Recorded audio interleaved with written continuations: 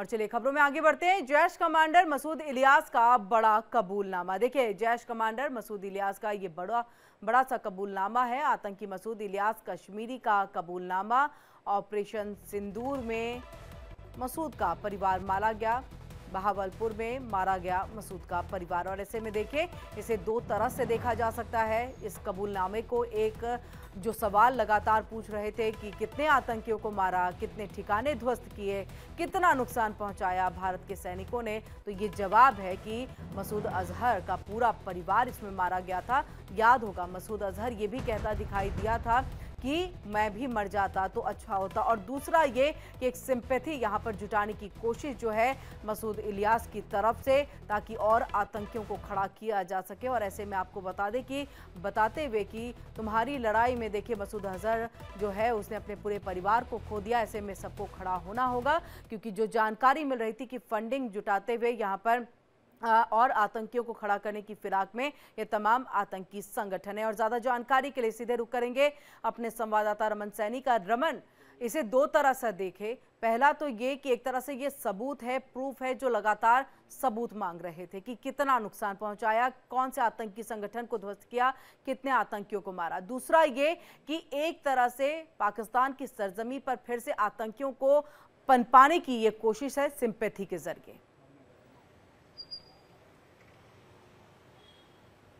जी हाँ, बिल्कुल किरण, आपने सही कहा कि जिस तरीके से एक बड़ा कबूलनामा अपने आप में है, जिस तरीके से महमूद इलियास कश्मीरी जो पीओके के अंदर जैश ए मोहम्मद का प्रमुख है, उसने ये कबूल किया है कि किस तरीके से 7 मई को जब भारत की तरफ से ऑपरेशन सिंदूर को अंजाम दिया गया था, तो कैसे मरकज सुबहान अल्लाह जो बहावलपुर के अंदर है और जैश ए मोहम्मद का सबसे बड़ा अड्डा था, इनकी हेडक्वार्टर था, वहाँ पर जब स्कैल्प मिसाइल और हैमर मिसाइल के द्वारा भारतीय वायुसेना ने हमला किया तो किस तरीके से वहाँ बर्बादी का मंजर देखने को मिला। न केवल बर्बादी का मंजर, बल्कि उस समय भी ये खबरें आई थी कि जो जैश ए मोहम्मद के सरगना है मसूद अजहर, उनके 14 फैमिली मेंबर्स जो हैं, उनकी इस हमले के अंदर जो है जो रिटेलिएशन भारत की तरफ से हुआ था उसमें उनकी मौत हो गई थी। तो उस चीज़ को अगर आप देखेंगे तो ये एक बहुत बड़ा कबूलनामा खुद जैश ए मोहम्मद की तरफ से ये किया जा रहा है। उस समय भी जैश ए मोहम्मद के जो सरगना है मसूद अजहर ये कहते हुए नजर आ रहे थे कि मैं क्यों हमले में बच गया, अगर मैं भी मर जाता तो अच्छा होता, यानी कि अपने पूरे परिवार को खो दिया है। दूसरी तरफ अगर हम देखें तो ऑपरेशन सिंदूर के बाद एक बार फिर पीओके के अंदर और पाकिस्तान के अंदर भारत के खिलाफ एक और आतंकियों को जो है वो तैयार करना जो है वो शुरू कर दिया गया। जो ट्रेनिंग कैंप्स बंद हो गए थे भारत के रिटेलिएशन के डर से, जो लॉन्च पैड खत्म कर दिए गए थे, उनको दोबारा से रीएक्टिवेट कर दिया गया है। और लगातार अगर हम देखेंगे तो अब पाकिस्तान के अंदर एक ना एक कहीं विक्टिम कार्ड खेलने की कोशिश आतंकी संगठन कर रहे हैं और ये बताने की कोशिश कर रहे हैं कि मौलाना मसूद अजहर ने किस तरीके से कश्मीर की लड़ाई के लिए अपने पूरे परिवार को खो दिया। यानी कि एक तरह से ब्रेन वॉश और रेडिकलाइज करने की कोशिश जो है वो जैश ए मोहम्मद की तरफ से की जा रही है। जिस जगह पर जो पीओके के अंदर रैली हुई है, उस रैली में अगर आप देखेंगे तो महमूद इलियास कश्मीरी जिस तरीके से बोल रहा है और उसके सामने जो भीड़ बैठी हुई है, उन्हीं में से कई लोगों को आने वाले समय में आतंकी संगठन ज्वाइन करवाया जाएगा और भारत में भेजकर एक जो सो कॉल्ड जिहाद, जिसे हम आतंकवाद पिछले 35 सालों से चलाया जा रहा है, उस पर दोबारा से जो है वो काम करना जैश ए मोहम्मद शुरू करेगा। तो निश्चित रूप में भारत के लिहाजे से अगर हम देखें तो भारत लगातार अगर आप देखेंगे तो इस बात को लेकर बता रहा था, न केवल पाकिस्तान को बल्कि विश्व में भी जो हमने अपने लोगों को भेजा, उन्होंने बताया कि किस तरीके से आतंकवाद पर प्रहार जो है वो भारत की तरफ से किया गया है। और न केवल मरकज सुबहान अल्लाह बल्कि मरकज तोयबा जो लश्कर का हेडक्वार्टर था, उसके साथ साथ में 9 और ठिकाने, कुल मिलाकर 9 ठिकानों पर जो है वो हमला किया गया था भारत की वायुसेना की तरफ से 7 मई, जिसके कबूलनामे का हम जिक्र लगातार कर रहे हैं।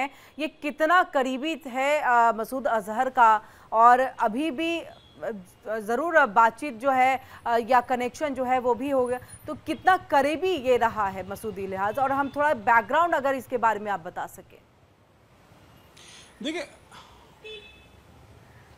देखिए, निश्चित रूप में जिस तरीके से मसूद इलियास कश्मीरी की हम बात करें तो ये पीओके के अंदर इस समय जैश ए मोहम्मद का सबसे बड़ा आतंकी चेहरा है। और किस तरीके से जैश ए मोहम्मद के जो ट्रेनिंग कैंप्स चल रहे हैं पीओके के अंदर या पाकिस्तान के अंदर, उसमें जो रिक्रूटमेंट करना है उसका सबसे बड़ा जिम्मा जो है वो कश्मीर इलियासी के पास ही है। और यही इलियास कश्मीरी जो है वो भारत के खिलाफ जो आतंकी घुसपैठ कर आते हैं उनको टारगेट सेट कर देता है कि किस तरीके से टारगेट्स पर जो जाकर हमला करना है, कौन कौन से टारगेट्स जो हैं वो चुनने हैं। तो ये कहीं ना कहीं जैश ए मोहम्मद का एक बहुत बड़ा आतंकी इस समय बन चुका है। और ख़ास तौर पर जैश ए मोहम्मद का जो प्रमुख है अजहर मसूद, उसका बहुत करीबी है। और जिस तरीके से उसका भाई रऊफ अजहर जो है उसके साथ भी लगातार इसकी बातचीत जो है वो होती रहती है। तो अगर हम देखें तो पीओके के अंदर इस समय सबसे बड़ा चेहरा जैश ए मोहम्मद का अगर कोई है तो वो इलियास कश्मीरी ही है। और महमूद इलियास कश्मीरी का कबूलनामा अपने आप में कई मायने रखता है। खासतौर पर वो लोग